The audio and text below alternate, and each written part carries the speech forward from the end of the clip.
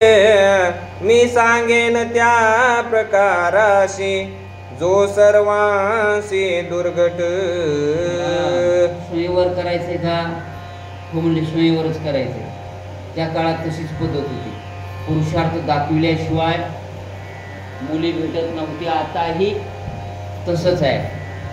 ज्यांचे राहिलेत ना ते महाग आहेत. गुरुजी तेवढं बघा. आम्ही फिरत असल्यामुळे म्हणते पोरग राहिलंय आपलं. काही 2 लाख द्यायचे असेल देतो. तुमच्याकडे जास्तीच आहे बरं का. 2 लाख द्यायला तयार. देऊ बापा. मी जास्त यज्ञभूमीला राहतो त्याच्यामुळं मला जास्त इतकी अवस्था आली आहे. स्वयंवर पण ठेवला जायचा आणि पण ठेवल्याच्या नंतरच जो जिंकेल त्याला मुलगी दिली जायची. माय आताही तसंच आहे. त्याचं बघायचं व्यसनी आहे का? होय तिकडं. काय करतोस बाबा? कुछ ना कुछ किया कर. काहीतरी उद्योग करणार असला पाहिजे. जेवला उगं त्या पाठवर पडला आणि मोबाईल बघू लागला त्याच्या काय संपत्तीला जाळायचं. रमेश महाराज हा अनेक शिक्षक आहे. आता शिक्षक दिन आहे कशाला वाईट बोलू. वाचा जाऊ द्या. हे आदिश्वरीचा अवतार आदिपुरुष ईश्वर. मी सांगेन जो पण प्रकार तो सादर अवधारी. जनक राजे तुम्ही एवढं करा जे मी सांगेल ना. तो पण ठेवल्याच्या नंतर हिचा होणारा पती हा महान असणार आहे. आणि स्वयंवर ठेवायचंय म्हणताय ना तुम्ही. हो म्हणले स्वयंवरच ठेवायचं मला. मग स्वयंवर ठेवायचं असेल तर काय पण ठेवायचा, कसा ठेवायचा थोडं सांगू का म्हणले तुमची आज्ञा असेल तर. म्हणले सांगा ना. काय सांगतात ऐका. स्वयंवरे हाची पण जो या धनुष्याशी वाहिल गुण त्याशीच द्यावी हे आपण आज्ञा संपूर्ण भार्गवाची. परशुरामाने सांगितलं जनक महाराज हे जे दिसायला ना तुम्हाला धनुष्य, जो या धनुष्याशी वाहिल गुण, जो उचलेल ना आणि त्याला बाण लावेल त्याला अवश्य तुम्ही ही कन्या द्या. येरा बाळाला उचलणार मला भविष्य कळतंय ना. म्हणून हा पण मला चांगला वाटायला. पणच लावायचा असेल तर एवढं करा आणि मग तुम्ही खुशाल तुमची मुलगी द्यायला हरकत नाही. जनकाला परशुरामांनी हा एकंदरीत विचार मांडला. काय केलं? तेने सीतेच्या स्वयंवराशी धनुष्य ठेविले जनकापाशी. जेने धनुष्य त्रिपुराशी एके बाणेशी छेदिले. आणि म्हणून ते धनुष्य बर का नाथ महाराज म्हणतात या धनुपणाला लावलंय किंवा स्वयंवराशी ठेवलंय. ज्या धनुष्यानं त्रिपुरा तकांचा वध केला त्याचा नाश केला की नाही ते धनुष्य जनक महाराज तुम्ही ठेवित असलात तर, चांगला वर पाहिजे असाल तर मी देतो.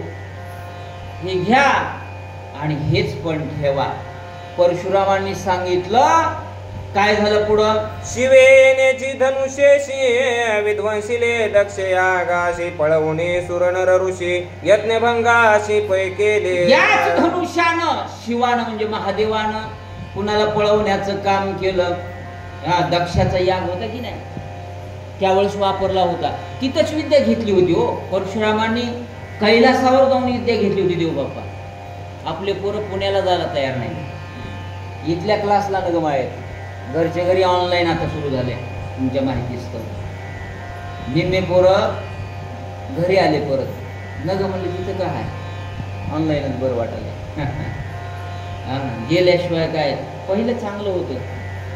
गुरुच्या ग्रही राहून शिक्षण घ्यावं लागत होतं. आपली कपडे धुवायला लागत होते. आपली सगळी कामं करावी लागत होती. त्याच्यामधनं माणसं बनत होती. तुम्ही आता कधी हॉस्टेलला राहिले असता. गुरुग्रही राहावं लागत होतं. राम राहिले, कृष्ण राहिले संदीपानीकडं. आपले पोरं मात्र राहायला तयार. म्हणून हे पण ठेवा. ठेवला महाराजांनी काय केलं ऐका. हेचे शिवचाप घेऊन करी 21 वेळा नक्षत्रे परशुरामे केली धरित्री. ते हे स्वयंवरी ठेविले चाप, ते हे स्वयंवरी ठेविले, उगठून नाही ते, ज्या चापाचा एवढा पराक्रम आहे त्यांना मारण्याचं काम केलं. नवे नवे 21 वेळा ज्या बाणानं निक्षत्रिय केली ही पृथ्वी परशुरामाने, ते हे धनुष्य, ते धनुष्य आहे म्हणून हे तुम्ही ठेवा. आणि ठेवल्याच्या नंतर नक्कीच योग्य तुम्हाला जावई भेटेल, ही माझी भविष्यवाणी आहे, परशुरामाने सांगितलं. हे धनुष्याचे मूळ वार्ता, अतिशय रसाळ कथा, शतानंद झाला सांगता, ऐकोनी समजता आचार्य. जे ऋषी होते की नाही, शतानंद महाराजांनी सांगितलं ही एकंदरीत मूळ कथा या धनुष्याची आहे. आणि ते धनुष्य परशुरामांच्या म्हणण्यानुसार जनकांनी कशाला ठेवलाय, आता या स्वयंवरासाठी ठेवलाय. देशोदेशीचे राजे येणार आहेत, ते उचलण्याचा प्रयत्न करणार आहेत. ती कथा मात्र नाथ महाराज म्हणतात उद्याच्या अध्यायामध्ये होणार आहे. सुंदर अध्यायाची सांगता आज केली. एवढं एकंदरीत राम म्हणजेच परशुराम सहस्त्रार्जुन त्यांचाही उद्धार केला. आणि हा धनुष्य कशासाठी, उद्या स्वयंवरासाठी देण्याचं काम केलंय, नाथ महाराज सांगू लागले. आता जनकाच्या निज घरी स्वयंवर सभेची परी, जे मासभे माझारी, प्राराम प्रताप तोरी धनुर्भंगे. तो प्रताप होणार आहे जनकांच्या घरी. एवढा एकंदरीत स्वयंवर आता उद्याच्या अध्यायामध्ये आयोजन करणार आहेत जनक महाराज. मग तिथं राम परशुरामही थांबणार आहेत, पण श्रीराम तसा शब्द पुढे जे राजे येतील सगळे उचलण्याचा प्रयत्न करणार आहेत. त्याच्यामध्ये रामचंद्र प्रभू ते उचलतील. जो धनुर्वाडा आहे त्यालाच ते उचलता येईल. ही कथा पुढच्या अध्यायामध्ये होईल. ऐका. त्या स्वयंवराचे निरूपण, रसाळ कथेचे गोडपण, एका जनार्दना शरण, श्रोते सज्ञान अवधान देत. सज्ञान आहेत म्हटले. तुम्हाला उपमा काय दिले, प्रभू तुम्ही महेशाचे मूर्ती, मी अर्चितसे दुबळामती, बोलदरे गंगावती, तरी स्वीकाराल की. श्रोत्यांना फार धन्यवाद देतात नाथ महाराज. म्हणले मी कसं आहे, मी एकंदरीत माझ्या गुरुचं पोषण आहे. जसं गावबा म्हणले ना, मी सद्गुरूमुळे घडलो. सद्गुरूची कृपा घडे, तय पांगुळ हे पर्वत चढे, एकनाथे तेने पाडे, केले रोकडे सरते. मला एकनाथ महाराजांनी त्या वहीमध्ये आले. पांगळा जरी असला ना लंगडा माणूस तरी पर्वत चढते. म्हणजे तसा मी कशाला आलतो, पोळ्या खायला आलो.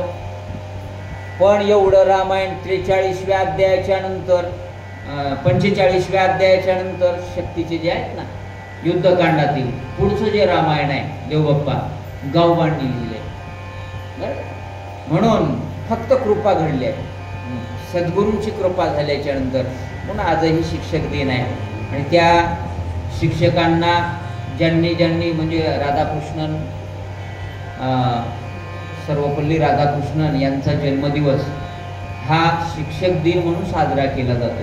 त्याचं कारण आहे की जरी राष्ट्रपती उपराष्ट्रपती असले तरीही त्यांची इच्छा होते की मी या पवित्र क्षेत्रामध्ये कार्य करतो. 2 मिनिट राहिल्यामुळं मी सांगालो हे.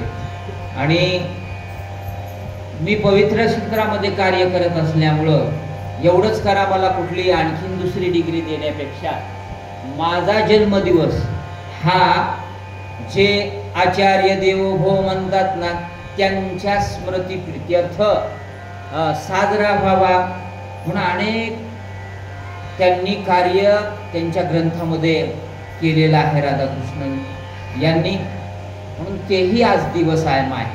आणि इथेही नाथ महाराज म्हणतात तुम्हाला नमन आहे, सगळ्यांना नमन आहे. रामायणच गोड आहे, फार गोड आहे, सगळे अध्याय गोड आहेत. आणि इथं सगळं नाही झालं तरी घरी तरी आपण वाचत जा, ग्रंथ वाचत जा, संतांच्या संगतीमध्ये राहत जा, व्यवस्थितपणाने जीवन जगा. हे एकंदरीत मोठी आपल्याला देणगी आहे. माणसाचा जन्म भेटलाय, माणसाचा जन्म भेटल्याच्या नंतर अहम भाग्य आहे, आपलं परम भाग्य आहे. आणि तुमचं तर फारच भाग्य आहे. महाराज परभणी जिल्ह्यामध्ये भेटलाय आणि ह्या मथुरा नगरमध्ये आहेत बघा तुम्ही. इथं काय ऊन आहे, आमासी, ही सगळी साधक मंडळी चांगली आहेत. तुम्ही येताय, आपलं देव नाही होता आलं, माणसं तरी व्हायचं बघा. आणि माणसं होतंय बरं का. मी सदोदित सांगतो, मी माणूस होणार म्हणजे होणार. हे माझं बोलणं नाही, मोतीराम महाराजांच्या परंपरेमध्ये मी असल्यामुळं, मारुतराव महाराजांच्या हाताची पवित्र माळा आमच्या गळ्यामध्ये असल्यामुळं आम्हाला तेवढा अधिकार त्यांनी दिलाय. म्हणून माणसं व्हा, आणि माणूस होण्यासाठी परमार्थ केला की मग होतंय म्हणजे होतंय. निगेटिव्ह आपण बघायचं नाही. नाथ महाराज याच ठिकाणी अध्यायाची सांगता करतात. स्वस्ति श्री भावार्थ रामायणे बालकांडे काकारटिकायां चाप निरूपम नाम सप्तदशोऽध्याय. पुंडलीक वरदाय विठ्ठल श्री ज्ञानदेव तुकाराम रामकृष्ण हरी.